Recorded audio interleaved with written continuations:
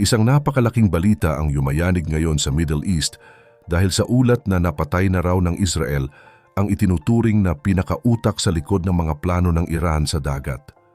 Ang tinutukoy natin ay walang iba kundi si Ali Reza Tangsiri, ang commander ng Iranian Revolutionary Guard Corps Navy na matagal nang tinik sa lalamunan ng mga barkong dumadaan sa Persian Gulf. Siya ang taong nasa likod ng matatapang na galaw ng Iran, lalo na sa Strait of Hormuz, kung saan dumadaloy ang malaking bahagi ng supply ng langis sa buong mundo.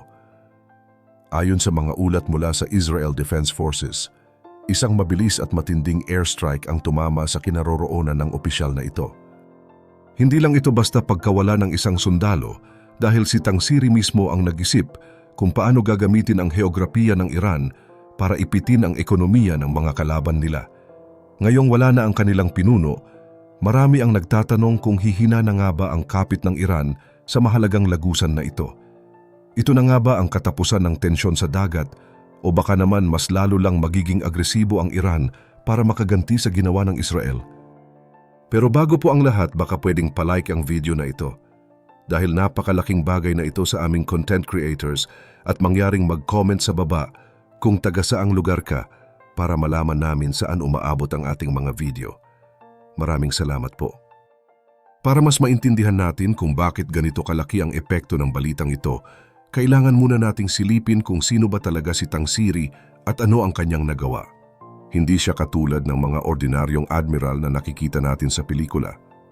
Ang hawak niya ay ang IRGC Navy, isang grupo na mas malupit at mas mabilis kumilos kaysa sa regular na hukbong dagat ng Iran. Sa ilalim ng kanyang pamumuno simula noong taong 2018, naging mas palaban ang Iran sa mga karagatan. Sa halip na gumamit ng naglalakihang barko, mas pinili ni Tangsiri na gumamit ng napakaraming maliliit na speedboats na may mga bomba, mga drone na lumilipad sa ibabaw ng dagat at mga sea mines na hindi basta-basta nakikita. Ang tawag dito ay asymmetric warfare o yung paggamit ng mas murang paraan para talunin o guluhin ang mas malaking kalaban tulad ng Amerika. Nitong mga nakaraang buwan, naging napakahigpit ng sitwasyon sa Strait of Hormuz dahil sa mga utos ni Tangsiri. Halos tumigil ang biyahe ng mga barkong may dalang langis dahil sa takot na baka sila ay harangin o pasabugin. Sinabi pa ng Iran na ang mga barko ay kailangang makipag-usap muna sa kanila bago makadaan ng ligtas. Isipin nyo, ang isang makitid na daanan sa dagat ay naging parang sariling bakuran na nila kung saan sila ang nagdedesisyon kung sino lang ang pwedeng pumasok. Dahil dito, ang pagpatay kay Tangsiri ay isang paraan ng Israel para putulin ang koordinasyon at tapang ng Iranian Navy. Inaasahan nila na kapag wala na ang utak na nagpapalakad ng mga operasyon, ay magkakaroon ng kaguluhan sa loob ng kanilang hanay at baka sakaling lumuwag na ang daloy ng mga produkto sa dagat. Gayunpaman, alam natin na ang Iran ay hindi basta-basta susuko. Ang IRGC ay isang organisasyon na matagal nang sanay sa pagkawala ng kanilang mga pinuno. Marami na silang opisyal na napatay sa mga nakaraang taon, pero lagi silang may nakahandang kapalit. May mga deputy commanders at mga operational planners na naghihintay lang sa gilid para ituloy ang mga nasimulang plano. Ang mga kagamitang pandigma na itinanim ni Tangsiri, gaya ng mga missile batteries at mga drone sites sa gilid ng dagat, ay nandoon pa rin at handang gamitin ng susunod na uupo sa kanyang pwesto. Dahil sa ganitong kultura ng militar sa Iran, may malaking posibilidad tuloy na mas maging agresibo pa sila, lalo na't napatay ang isa sa kanilang pinakamataas na opisyal.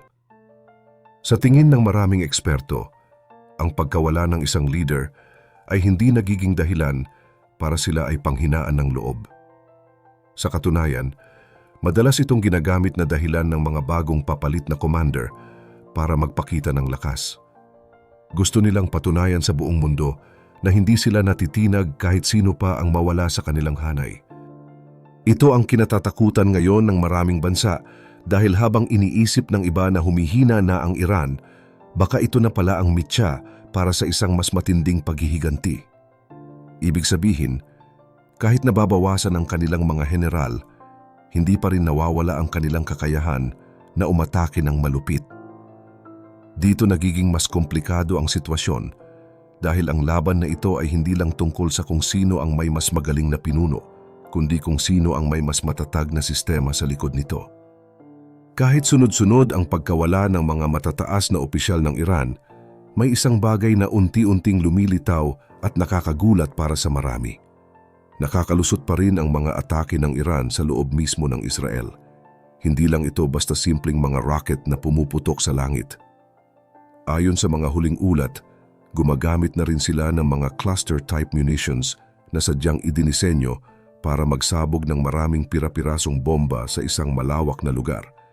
Isang halimbawa nito ang nangyari sa distrito ng Bnei Brak sa Tel Aviv, kung saan may mga sibilyan ang nasugatan matapos tamaan ng mga pira-pirasong pampasabog na kumalat sa paligid. Ipinapakita nito na hindi lang mga piling target ang tinitira ng Iran, kundi gumagamit na rin sila ng mga armas na kayang magdulot ng pinsala sa mas malaking area sa lupa. Pero ang tanong nating lahat, paano ito nangyayari? Paano nakakalusot ang mga ito sa tanyag at napaka-advanced na air defense system ng Israel? Para maintindihan natin ito, kailangan nating himayin ang strategy na ginagamit ng Iran. Hindi sila umaasa sa isang uri lang ng atake.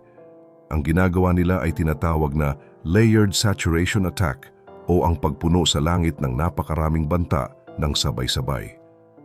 Sa unang wave, nagpapalipad sila ng mga murang drone. Ang mga ito ay mabagal at hindi gaanong sopistikado, pero napakarami nila. Ang tanging layunin ng mga drone na ito ay ubusin ang atensyon at mga bala ng defense system ng kalaban. Habang busy ang mga radar sa paghabol sa mga drone, susunod naman ang pangalawang wave na binubuo ng mga cruise missiles. Ang mga ito ay mas mabilis at lumilipad ng napakababa, kaya mas mahirap silang makita ng mga radar. At para sa huling bahagi ng atake, ilalabas na nila ang mga ballistic missiles. Ito ang pinakamabilis at pinakamahirap pigilan kapag naipakawala na. Dahil napagod na ang defense layer sa mga naunang drone at cruise missiles, mas malaki na tuloy ang tsansa na may makalusot na ballistic missile.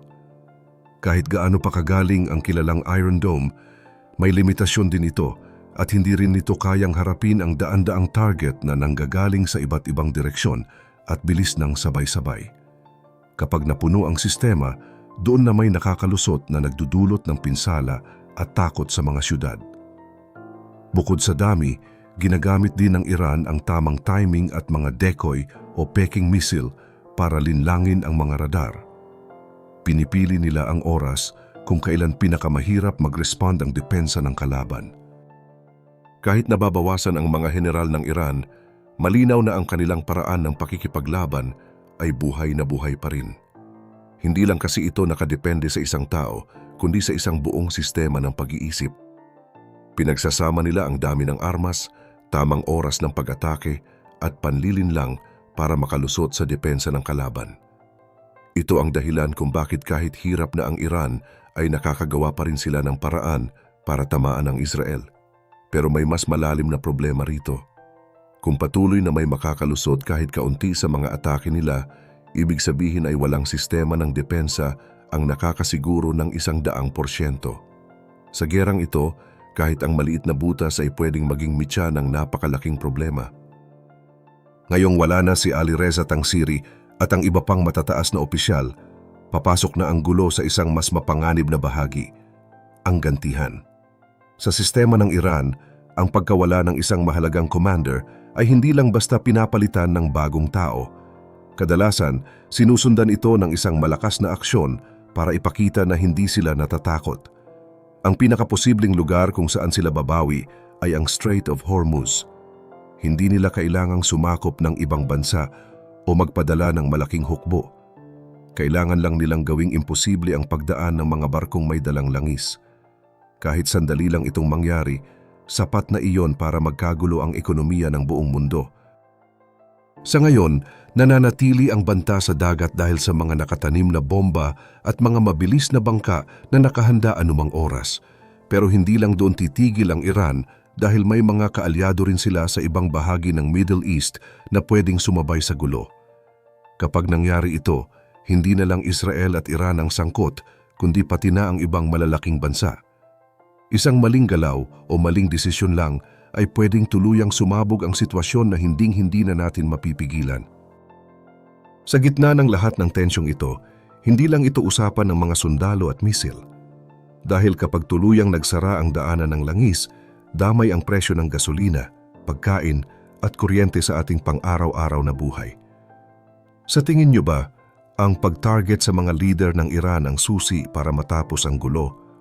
O mas lalo lang itong nagpapalapit sa atin sa isang mas malaking gera na damay pati ang ating mga bulsa? Mag-comment kayo sa ibaba kung ano ang palagay niyo sa sitwasyong ito at huwag rin kalimutang mag-like at subscribe para sa mas marami pang updates gaya nito.